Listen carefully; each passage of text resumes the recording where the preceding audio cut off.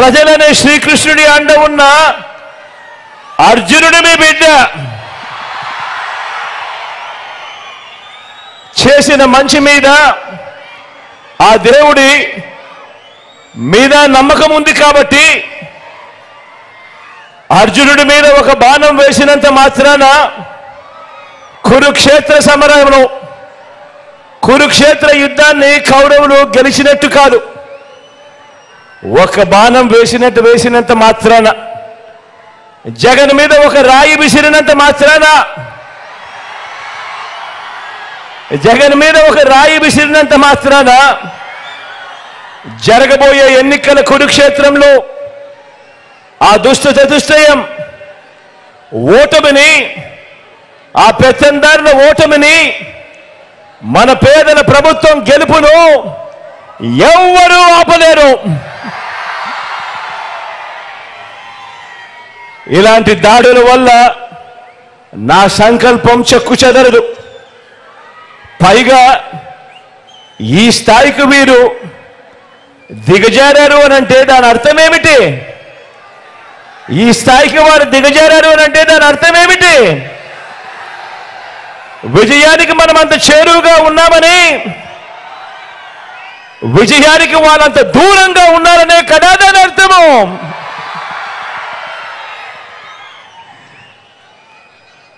అందుకే చెప్తా ఉన్నా, ఈ తాటాకి చెప్పులకు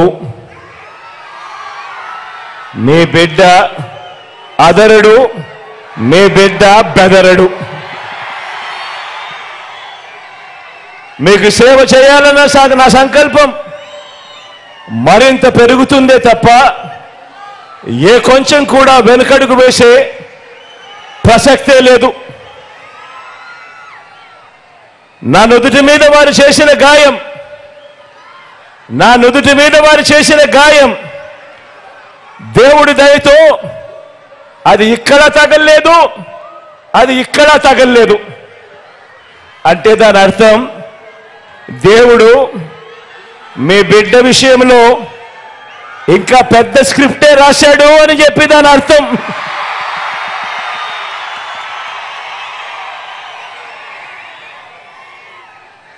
నా నుదుటి మీద వారు చేసిన గాయం బహుశా 10 రోజుల్లో తగ్గిపోతుందేమో, కానీ పేదల ప్రయోజనాలకు చంద్రబాబు చేసిన గాయాలు, ఆయన పాలనలో ఆయన చేసిన గాయాలు, ఆ రైతులకైతేనేమి, ఆ చెల్లెమ్మలకైతేనేమి, ఆ నిరుద్యోగులకైతేనేమి, ఆ సామాజిక వర్గాలకైతేనేమి, ఆ చంద్రబాబు మోసాలతో అతలాకుతలమైన ఆ పేదల బతుకులు, చంద్రబాబు చేసిన మోసాలను, చంద్రబాబు చేసిన గాయాలను ఆ పేదలు ఎన్నడూ కూడా మర్చిపోయే ప్రసక్తే ఉండదు అని సందర్భంగా చెప్తా ఉన్నాడు. గాయపరచడం, మోసం చేయడం, కుట్రలు చేయడం చంద్రబాబు నైజమైతే, మీ ఇంటింటికి మంచి చేయడం మీ బిడ్డ నైజం అని చెప్పి కూడా ఈ సందర్భంగా గర్వంగా చెప్తా ఉన్నా.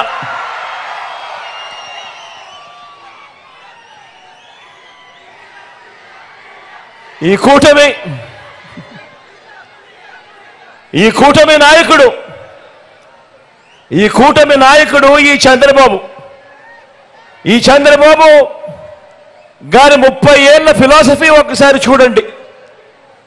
30 సంవత్సరాల చంద్రబాబు ఫిలాసఫీ ఒకసారి గమనించండి. పేద ప్రజలకు ఏ మంచి ఇవ్వద్దు అని, పేద ప్రజలకు ఏ మంచి చేయొద్దు అన్నది చంద్రబాబు ఫిలాసఫీ. ఇలా ఎంతమందికి చంద్రబాబు ఇవ్వద్దు అని చంద్రబాబు వాదించాడో గుర్తు తెచ్చుకుంటే బాబు ఎలాంటి వాడో అందరికీ కూడా అర్థమవుతుంది. ఆయన నైజం. రైతులకు ఉచిత విద్యుత్ ఇవ్వద్దు అన్నది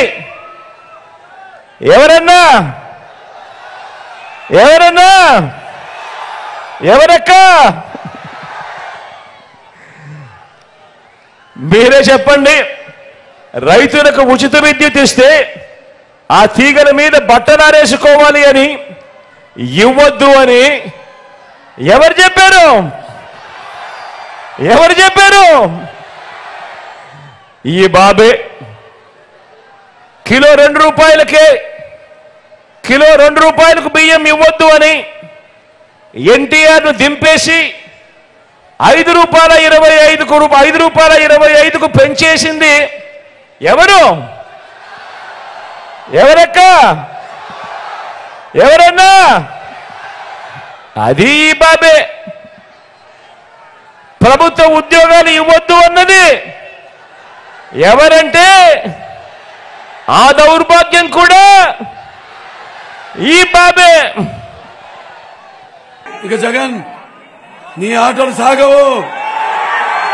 నీ పొగరు నడుము విరిచేసే రోజు వచ్చింది. నీ నరాలు తెగిపడే సమయం వచ్చింది.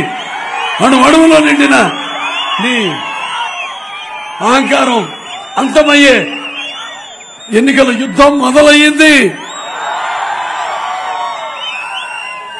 అలాగే ఎన్నేళ్లు నువ్వు సాగించిన ఈ అరాచక ప్రభుత్వం మరి ఇలా పడిపోయే ఈ యొక్క సమయం, ఈ యొక్క ఏదొక ఎన్నికల సుమాయి రాబోతుందని మీరందరూ ఐక్యంగా ఉండి రేపు వైకాపాని ఓడించాలని సందర్భంగా మీ అందరికీ తెలియజేసుకుంటున్నాను.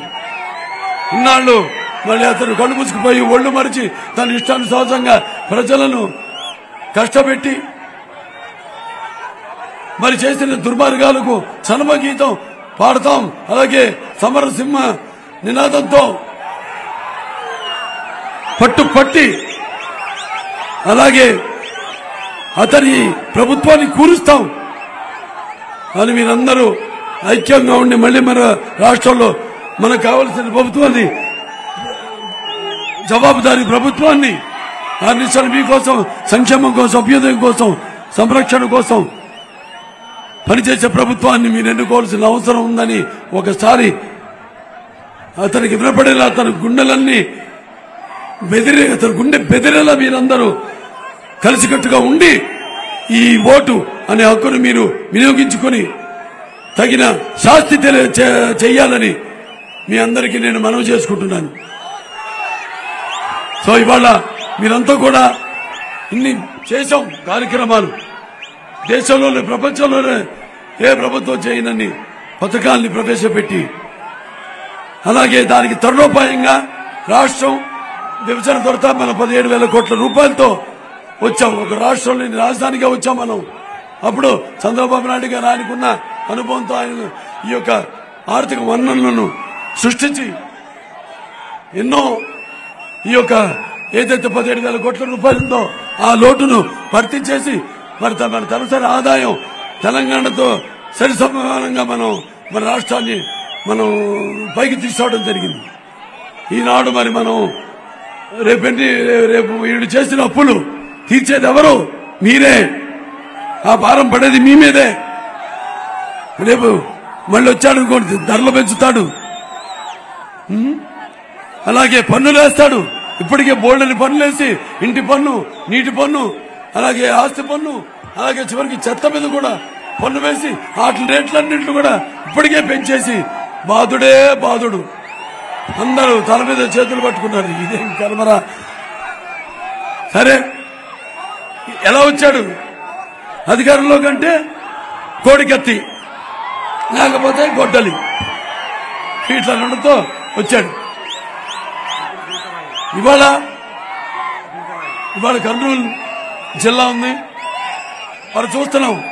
అభినవ భగీరథులన్నా నేను ఇప్పుడే నందికొట్కూరుకి వెళ్ళొస్తున్నాను. అక్కడి నుంచే మొదలవుతుంది మనకి ఈ కృష్ణా జలాలు అన్ని ప్రాజెక్టులన్నీ. అప్పుడు మనం మొదలుపెట్టిన ప్రాజెక్ట్ ఎన్టీ రామారావు గారు మొదలుపెట్టింది, చంద్రబాబు నాయుడు గారు పూర్తి చేసినవి. అది హెచ్ఎన్ఎస్ఎస్ కావచ్చు, ఎస్వీబీసీ కావచ్చు, లేకపోతే గాలేరు నగరి కావచ్చు, తెలుగు గంగ కావచ్చు, అన్ని కూడా అక్కడి నుంచే. మరి వాళ్ళ ప్రభుత్వం దేని గురించి కూడా పట్టించుకొని పరిస్థితుల్లో ఉంది. చాలా అధ్వానంగా అసలు ఎవడైతే ఇప్పుడు ఎట్లా ఉందంటే ఈ యొక్క జగన్ దృష్టిలో అభివృద్ధి అంటే కరప్షన్, అంటే దాచుకోవడమే అభివృద్ధి. జగన్ దృష్టిలో. కాబట్టి అందరూ కూడా ఈ పైశాచిక ఈ సైకో పోవాలి, ప్రజాస్వామ్య ప్రభుత్వం రావాలి, మన సైకిల్ రావాలి. ఇవాళ అందరూ కలిశాం. భరతను నేను ఒక్కడినే అంటాడు. మీ సానుభూతి పొందడానికి ఒక్కడు వెళ్ళవుతావు.